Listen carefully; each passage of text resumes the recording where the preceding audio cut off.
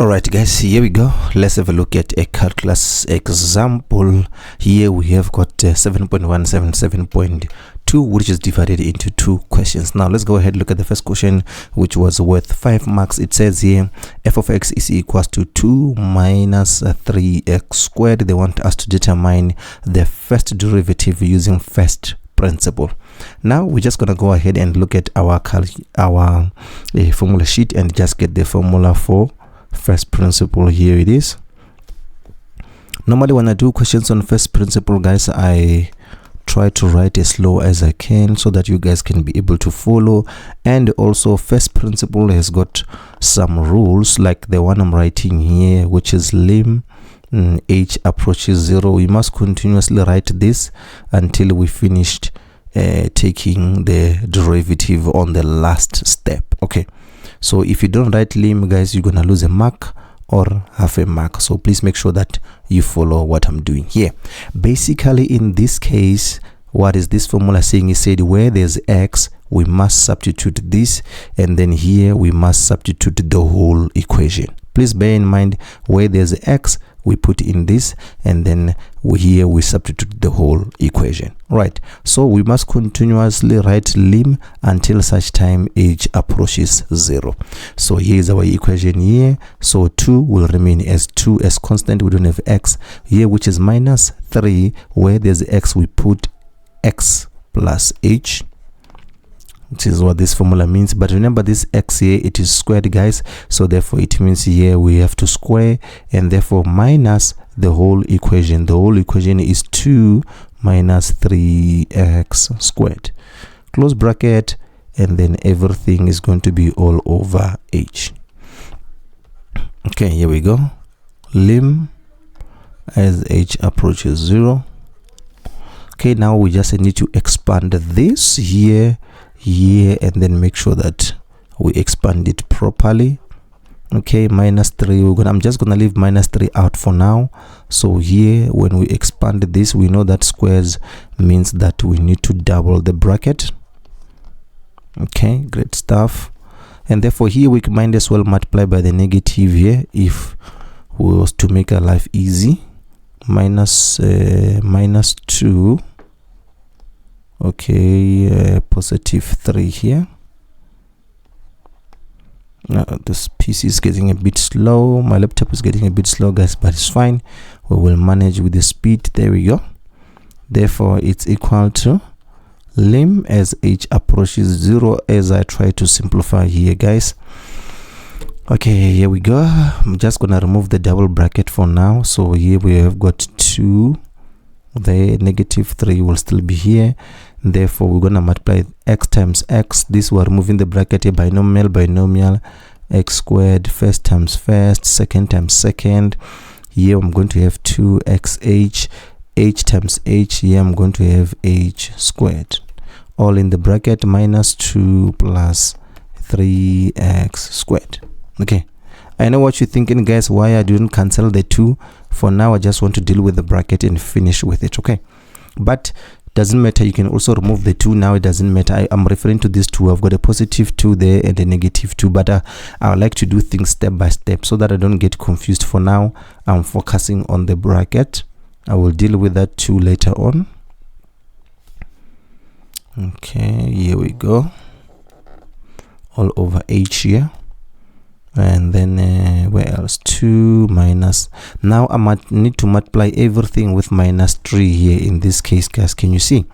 Multiply everything with minus 3 times x squared is going to be 3x squared, negative 3 times 2xh, negative 6xh, and then times h squared is going to be negative 3h squared. And then therefore we're going to have the minus 2 there, the plus 3x squared there. Okay, great stuff. So now as you can see, now we are ready to simplify and deal with the other terms, because now we are done with the bracket. We don't have any more bracket in this case. Right, now you can go ahead. You've got a positive 2 here and a negative 2 there. They would cancel out. You've got a negative 3x squared here and a positive 3x squared here. They would cancel out. So therefore this is what is left, negative xh and then negative 3h squared, and then all over h. Therefore, now what we can do, we still have to write lim as h approaches 0 until such time it approaches 0, guys. So here I can see I've got h squared here, then I've got h there and h squared on this side. So guys, on these questions, what I have seen, I'm removing the common factor now. Okay, what I have seen on this question, guys, if you don't reach a point where you have to remove a common factor, you probably made a mistake somewhere. In most cases, in these questions, I have seen that at some point before the last step, you have to remove a common factor. So now this is what I have here. Now h at the top and h at the bottom, they would therefore cancel out, and therefore in this case now h has approached 0, so there's no need for me to write it anymore. So therefore now our first derivative f of x, it will be, it's equal to negative 6x. Great stuff. All right, moving right along, let's move to 7.2.1. 7.2.1, it says here, take dx. So in this case, they are asking us to take dx. Please note on these questions as well, you must continuously write dx until such time you take the derivative, right? If you don't write it, you're probably going to make a mistake of losing a mark or half a mark. So it says here for x plus 5 all in the bracket squared, close that. So now dx, in this case we need to expand the bracket, is going to be 4x plus 5 all close, 4x plus 5 all close, all in the square bracket, dx. Right, now let's go ahead. 4x times 4x is going to give us 16x squared. Okay, and then therefore 4x times that is going to give us plus 20x, and then 5 times this is going to give us plus 20x, and then 5 times 5 is going to give us 25, all close bracket. Therefore we need to group like terms here in this case. Right, we need to group like terms here in this case, which it would be dx close bracket 16 over x squared plus 40 x plus 25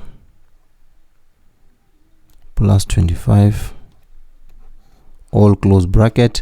Therefore, once we decide to take the derivative, remember the derivative in this case, we are taking it from definition. On definition, just to remind you guys here, on definition, the first derivative said that if you've got f of x here, you've got an x that's got a power.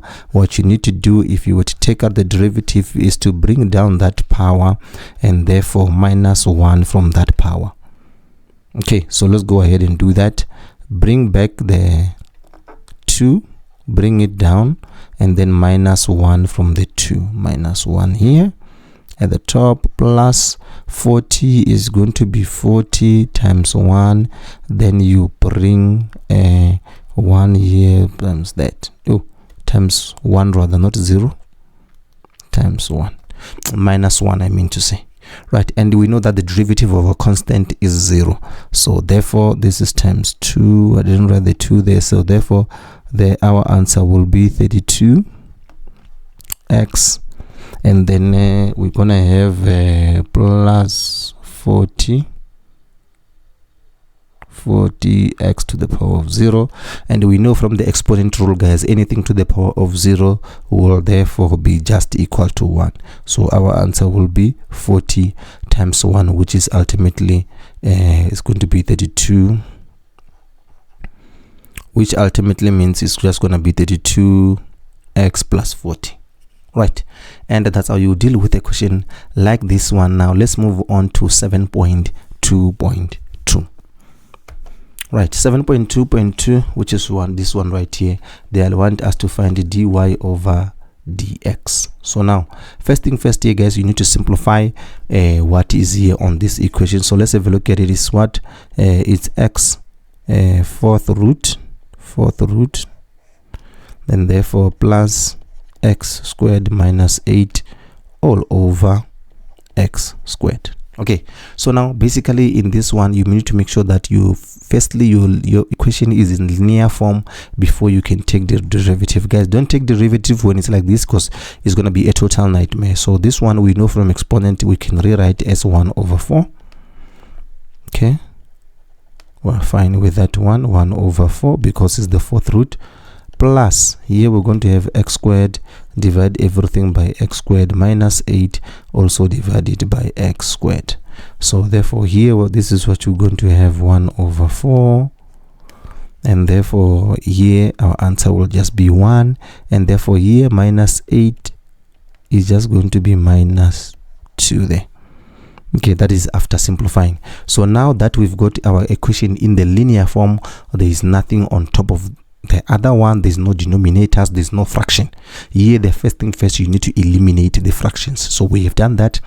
So now we can go ahead and take the derivative of dy over dx, which is equals to, you drop the exponent, x 1 over 4 minus 1, and then we know that the derivative of a constant is 0, so this is just going to be plus 0, where we take the derivative of 1, negative 8 times negative 2 here, and then x minus 2 minus 1. Therefore here we're going to have 1 over 4, and then our derivative will be, therefore is going to be x minus 3 over 4. Derivative there is 0. This one will give us positive 16, and x to the power of negative 3. All right, and that's how you would have dealt with these questions, guys. If you've got any question, please let me know on the comment section below. I am Gaston Mapala.